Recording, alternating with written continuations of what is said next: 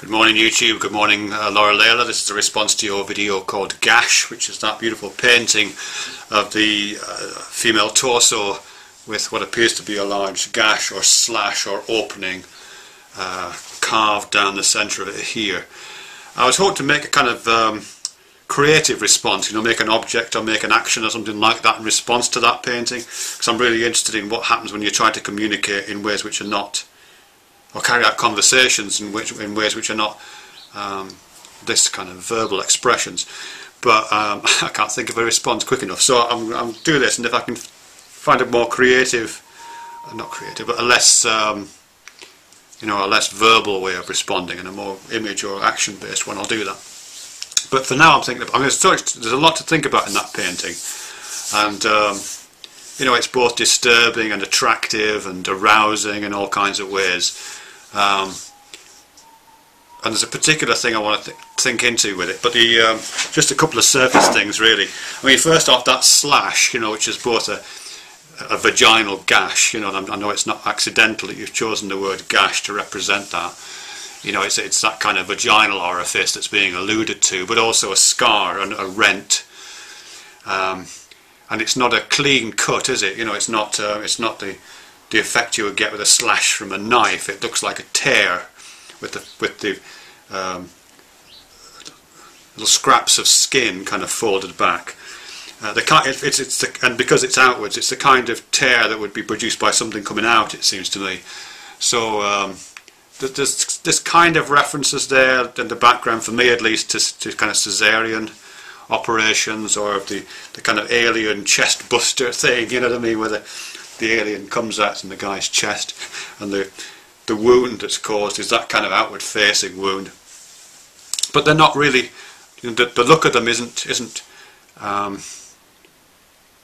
it's not realistically rendered flesh. You've chosen to render it a particular way, so there's allusions to other kinds of things. It looks almost like a decorative frill sometimes, looked at in the right way, or the kind of frill you would get, a little bit like labial lips, but also the kind of frill you would get on some sea creatures. Some mollusks have that kind of a red frill around them, which is slightly uncanny at times. Or even some flowers, some flowers have that kind of petal formation and that coloration. The only slightly disturbing aspect of that end of it, which pulls it back towards a kind of act of violence, is there's a small trickle of what appears to be blood right down at the bottom of it, almost pointing towards the genitals, which reminds you that, because the cut isn't in a place which would be anything like a caesarean. It isn't that kind of thing. It is absolutely in the thorax, isn't it? So it is about this part of the heart and the lungs being removed, or something like that. But because of that trickle of blood going down towards the crotch, that does draw your attention a little bit, remind you that there's a sexual component to this, it seems to me at least, anyway. And there's other things about it. The fact that it wraps, obviously you know this, it wraps around the edges of the canvas. But it wraps in a weird way, because the expanse of flesh at the top, this part of the body here, which wraps over, there's just kind of too much of it, isn't there? You know what I mean? There's too much. It would kind of end a little bit further down, but the flesh just wraps around as if the whole canvas is kind of made of flesh in some way. So the canvas is the body. You know what I mean? It seems to me at least, and I'm probably overreading, I accept that, there's an allusion to the whole to the object of the canvas being the body itself. That's the body as a canvas, as an object, which makes the rent really odd. Because the slash in the body is therefore a painting of a slash in the canvas. There are artists who produce slash canvases. I can't remember his name now. What's that? French. Anyway, it'll come back to me. So it's a painting of a slash in a body, in the canvas that's a body or something. So there's something really interesting about that. And the fact that the slash, the interior of the slash, is just darkness, and it's the same darkness as on the outside of the body. So when you look into the body, you're looking into, but for me at least, I can't not be reminded of a kind of night sky. and it's that kind of darkness, because that's one of the most profound darknesses we see, isn't it, looking up in the sky in a dark night. So you're looking into the night sky, or up into a kind of void, but it's the same void that's around, you know what I mean? It turns inside out on itself, doesn't it? Because the void inside is the same as the void outside. So there's something interesting about that. So those are just my initial observations. But the thing I'm thinking about, at the risk of kind of theorising way beyond the data, the first idea that came into my mind, seeing the painting, is this the phrase "the body without organs," which is a fantastic phrase, "body without organs." It was kind of it wasn't made popular. It became known in kind of theoretical and scholarly circles with Deleuze and Guattari, two French theorists, who wrote 1,000 Plateaus and a whole bunch of other stuff. And they, as I said, they wrote "body without organs." They came up with this phrase to describe a particular kind of way of being. And they borrowed this phrase, or one of them did, I can't remember which one it was now. And it was mine. Borrowed it from Antonin Artaud, French dramatist, playwright, guy, poet. Very interesting guy. And he used this phrase, "body without organs," in the play he wrote some back in the 40s, early 50s, something like that. Where he's talking about...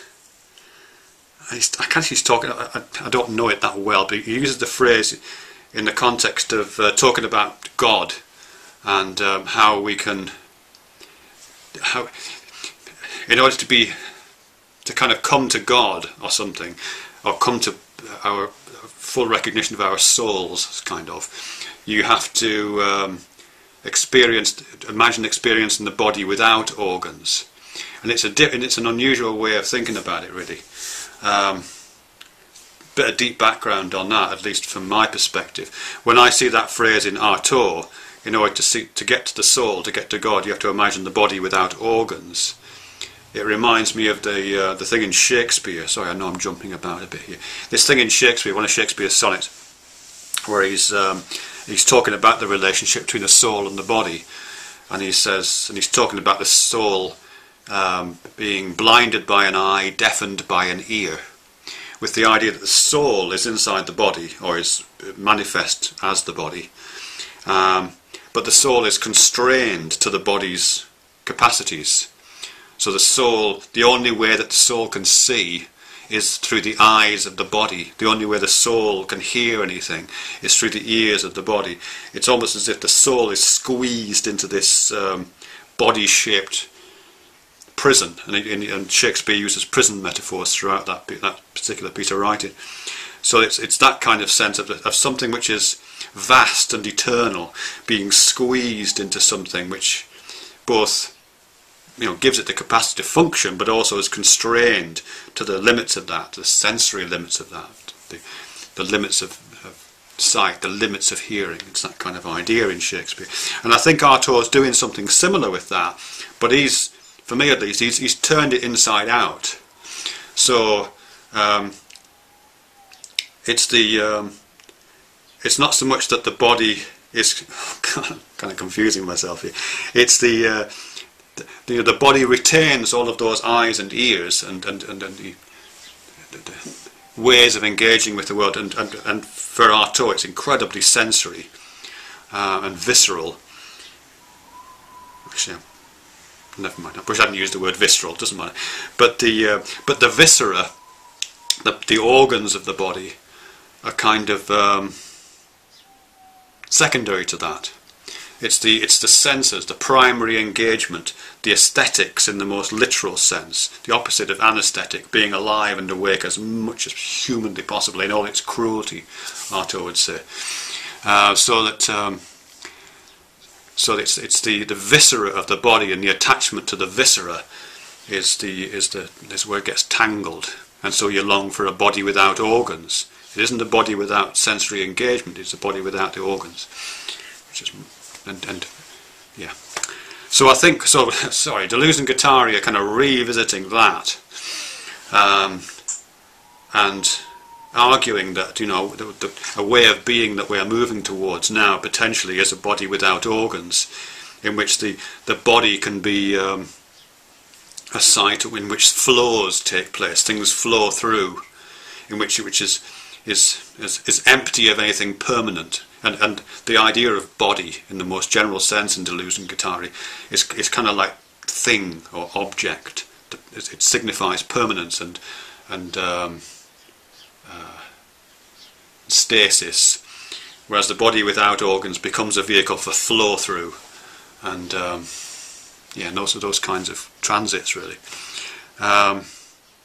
So that, just to cut to your painting again, Gash, there's something in that for me, because it's a body without organs. It's a body which has been forcibly ripped from the inside, or perhaps the owner of the body has reached in and ripped it open and exposed the inside, either for self-scrutiny, so they can see what's in there and there's nothing in there, but at the same time it's the same nothing that is everywhere. It's where everything is flowing through.